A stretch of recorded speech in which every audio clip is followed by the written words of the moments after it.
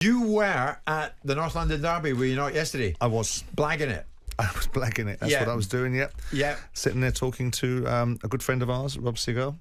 And he is a good lad. Yeah, and with Chrissy Houghton. And nice to see Chris, fresh from his exploits in the African Cup of Nations. You didn't nip up at half-time to have a cup of tea with Daniel? No. Daniel was busy with... I didn't feel that the necessity to go and have a chat with him after they were 3-0 down at half-time. Didn't think that was going to be received that well. He must have wondered what had hit them, Martin. What it all adds up to is this. For those who don't know, and I'd be amazed that anyone tunes into a show like this and doesn't know what happened the day before.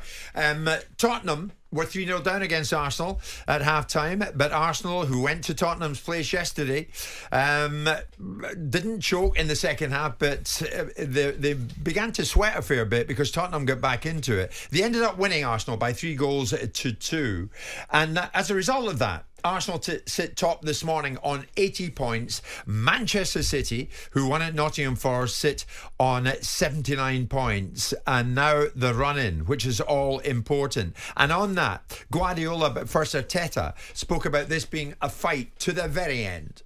But I've seen that the whole season, and they give me the reason to believe that every single day. And obviously we are right on it. And motivation and what is ahead is beautiful. So obviously, we are expecting that they're going to have a real goal.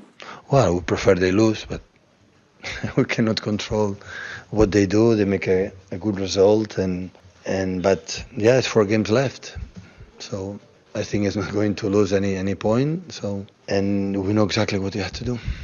4 games left, Martin, for City, 3 for Arsenal. Arsenal have Bournemouth at home, Manchester United away, Everton at home. Manchester City, Martin, have Wolves at home, Fulham away, Tottenham away, and West Ham at home. Will Tottenham hand Arsenal the title with victory over City, do you think? It's very possible if that's the case, but it's so difficult to call. You know, the 3 games you're talking about points that they may or may not drop. I really can't call it. I must admit, really can't. You would say Manchester City because if they win their games, they take the title. But Arsenal have chased them the whole way and have been brilliant this season. It doesn't look, Martin, like City are blinking at any time soon. Well, that was a big win for them yesterday. Really big win because they could easily have dropped points there. Nottingham Forest played very well in the match. Yeah. And there were a couple of moments in the game that went Manchester City's way, more by possible good fortune than anything else.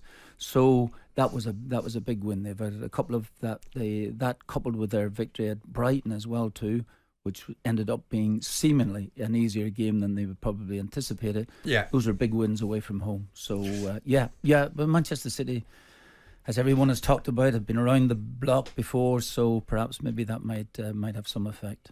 Simon and I sat here on Friday, Martin, and it was another Martin Keown, who set the switchboard on fire when he suggested that Tottenham are too obsessed. Literally. Tottenham are too obsessed with their North London rivals rather than themselves. This was Keown's take on it. I'm just saying their motivation was always about stopping Arsenal from winning something. How about having your own set of ideals, your own goals, set your own targets? And you think that's still the primary motivation? I'm afraid it is. And it is, Jim. You look at how many years these fans have been without a trophy. 1991 was the last time we could say it was a trophy that was worth picking sorry up. For them. Well, we're looking at nearly 40 years these fans have. Terrible. It kills them every time Arsenal win a game. I've been around I have Spurs fans, and they say, look, it's ridiculous. Arsenal keep winning. When they were on that 11-game run, I was bumping into Spurs fans saying, I said, well, look, you're doing okay yourselves. Basically, forget about Arsenal us. What's your motivation, Arsenal you Spurs live fans? rent-free in Tottenham fans and Tottenham managers and Tottenham owners and Something Tottenham like that, players' minds. It went mad, I have to say. Simon, when you look at it, in that penultimate game of City's season away at Tottenham, if Tottenham are out of the Champions League by the time City come calling, is the motivation bigger to win or lose, do you think?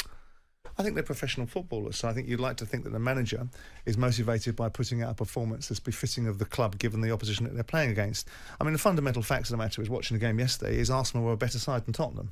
They're a more accomplished side, and Manchester City are a better side than Tottenham. And Tottenham are a work in progress. They're not at that level at this moment in time, despite all of the background noise about how they play and the competitivity of the North London rivalry. Martin's point on Friday was a sort of childish, sentimental point. If it was directed at fans, we all know that the rivalry between the fans is there. But Martin didn't make that point. Martin made the point that it's in the minds of the officials of Tottenham, the players, the managers.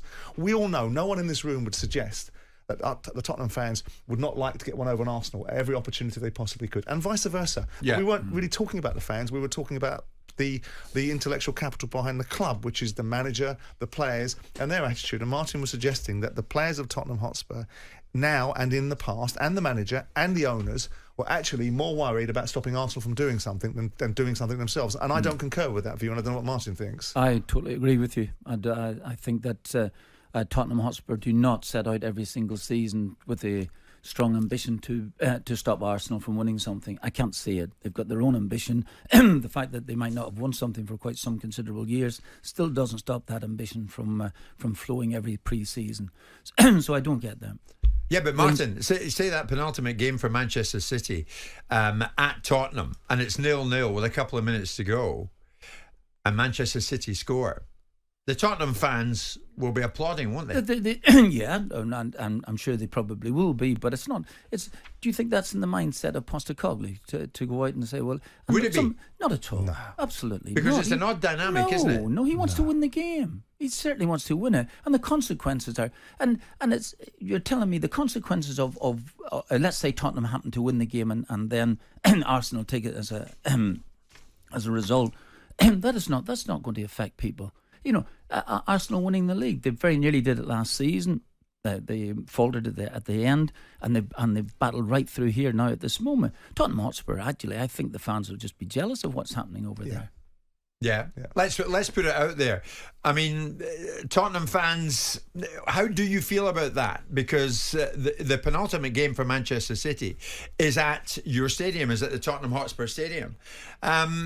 Is that in your minds? If it looks like nip and tuck with Arsenal and say 0-0 with a couple of minutes to go, and Manchester City were to score against you, would you be happy about that?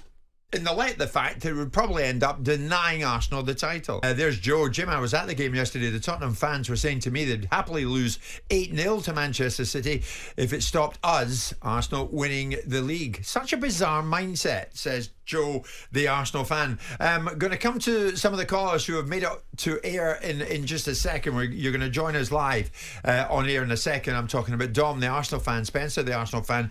Hold tight for a second. Simon, you were there yesterday and you watched some of the play, obviously close up and personal. What was your take on what you saw from a Tottenham point of view?